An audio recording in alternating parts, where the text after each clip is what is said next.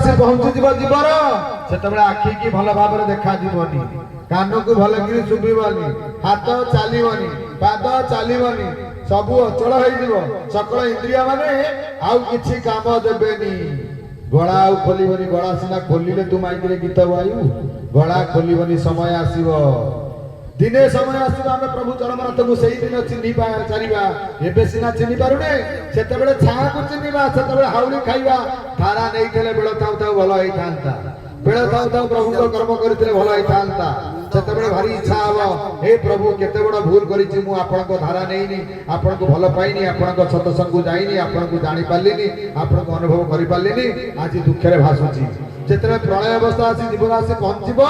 केमिति सेते बेले हम मान को अवस्था थिबो कलि भागवतर अभिराम ठाकुर कहले मुख को न आसीबो वाक्य पाटी आउ खोलिबनी बाल मुख को न आसीबो वाक्य नेत्र को दिसिबो कुहुग कर्म रे भैरवी डाक सुनी तू होइबू चमक संसार शब्द न सुभिबो संसार कथा की दिसिबो संसार शब्द न शुभिब संसार कथा की दिसिब धन द्वारा कुटुंब मान थिबे की कह बाई मन मोर मोर कहूछु जहा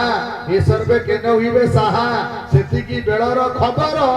नामटी तार एकाक्षर हरि हरि बोल हेले से नाम होची एकाक्षर कोन सेई मो प्रभुकर नाम एकाक्षर को आलोचना करे अनेक प्रकार कथा महापुरुष अच्युत गोसाई नेमाड़ा भट्ट सिद्ध साधु अच्युतानंद कहले अच्युतानंद गोसाई कोन कहले कहले न जाने मु जणाउछि मनु थिब के सब न जाने मु जणाउछि मनु थिब के सब गोविंद फोन अच्छे धरना मनो थिब के सब हे न जानी जणाउछि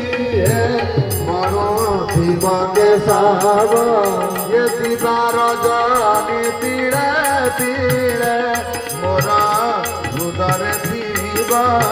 दीवार जानी तीरे तीरे मोरा हृदय थिब हरि हरि बोला जय श्री धर्मनाथ के शिवनारायण की जय सिद्ध साधु नेमाला भट्टर ठाकुर अच्युत गोसाई कहले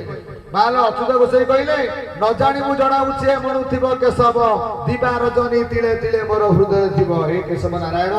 मु आपन को पाद पद्म रे शरण बसुछि सदा सर्वदा आपन को मो हृदय पद्म रे थिबे मो हृदय कंदरे विराजमान करूथिबे आपन मते छाड़ीबेनी मु आपन को छाड़ीबी ठाकुर हमको धरिचंदी ना बा माने आमे को ठाकुर को धरि परिबा ठाकुर को धरिबार योग्यता हमर हलानी हैं ठाकुर हमको धरिचंदी केमिति धरिले प्रभु हमको धरिचंदी जाउछि बार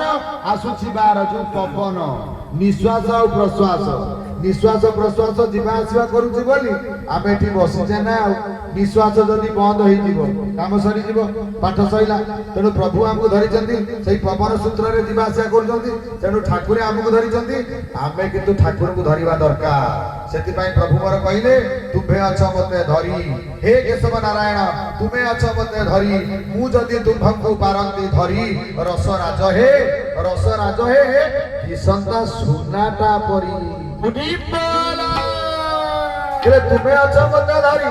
मु जदी तुमको पारंती धरी रस राज हे दिसंता सुनाटा परी प्रभु आपण मते धरिचंदी मु आपण को धरिबी केमिति धरिबी ना सदा सर्वदा हृदय पद्म रे आपण मार थिबे आमे माया रे पड़ी जाई जे माया रे पकड़ी जदी ठाकुर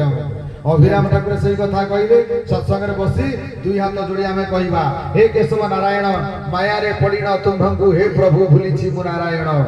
माया रे पड़ी न तुमको हे प्रभु भूलिछि मु नारायण सबु बेले तुमे मोहरी संग रे रही थाओ आर्त त्राण हरि हरि बोला